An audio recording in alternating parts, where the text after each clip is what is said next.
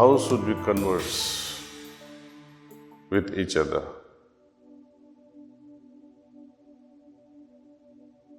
Pujya Lalaji Maharaj, seeing the need, he laid down certain principles of conversations. If we adopt those principles, I think life can avoid a lot of problems. Life can become a wonderful life, actually, only if we adopt just these simple principles of conversations. So I'll read them out to you.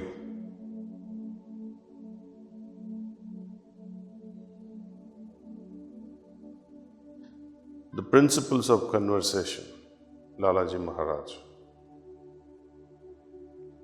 The balanced condition of mind is an expression of the right attitude of man in all his activities under varied circumstances. In a broad sense, it is the reflection of his character. It has a deep impact and a favorable influence of people who are associated with him.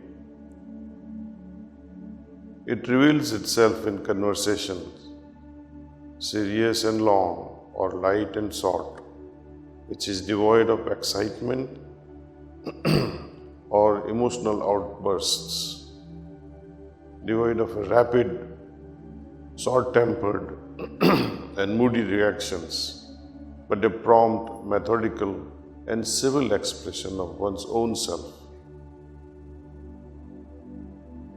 It is soft, cultured and smooth like the harmonious descent of divine grace. I repeat this again. It reveals itself in conversation, serious and long or light and short, which is devoid of excitement or emotional outbursts, devoid of rapid, short-tempered and moody reactions, but a prompt, methodical and civil expression of one's own self. It is soft, cultured and smooth, like the harmonious descent of divine grace. The pure heart, in communion with the base or the source, pours itself forth naturally with nobility, magnanimity and love. It leaves an impression immediately and it progressively makes deep inroads into and establishes itself in the minds of all. The voice may be modulated to avoid a high pitch and any variation of the tone, because that goes with anger, and anger is a poison to spirituality. If a nasty and short temper is avoided, if the evil of anger is overcome, there is scope for the attainment of the balanced condition of mind. This frailty of man leads to loss of self-respect and individuality and results in unhappiness. It restrains the flow of divine grace. The greater the control over this attitude, the freer and more bounteous is the celestial gift. It is a pity that this imparts an essential principle of the use of tongue in the inevitable and constant activity of man is not only overlooked but neglected. It is unfortunate if the divine Guru is held responsible for this lapse in man. It is no doubt very difficult to control the mind. He whose tongue is polite, civilized and cultured has a large heart, pure and noble, and thus has wide sway over the minds of others. But equivocation is not to be encouraged. A civil tongue is a prerequisite to achieve the goal of human life. A cultured tongue rules the kingdom of the heart.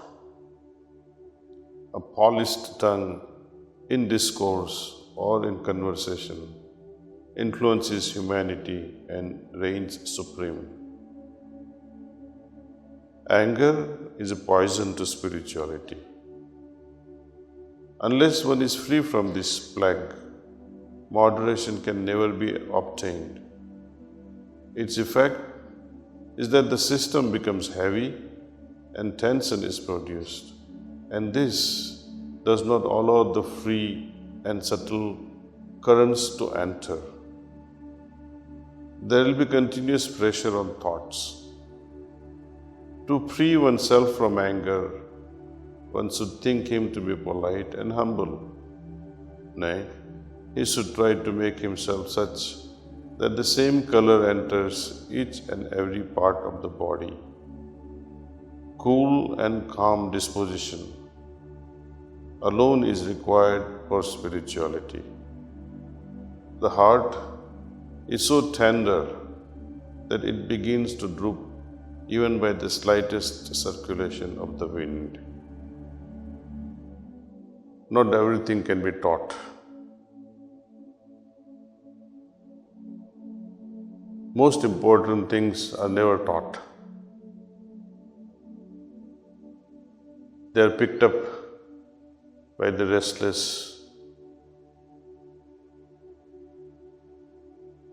The hearts which are craving to realize God. Every moment they become the moments of learning. Every opportunity becomes the opportunity for learning new things in life. We should not depend on outside guidance, even if from Guru. Balanced mind, as Lalaji says, is the key. How to cultivate it? No one can make it for us, create it for us. And even if they do, it is temporary. We have to extend this temporary state of balanced mind which you get in meditations or whenever we meditate, and allow it to take over our life.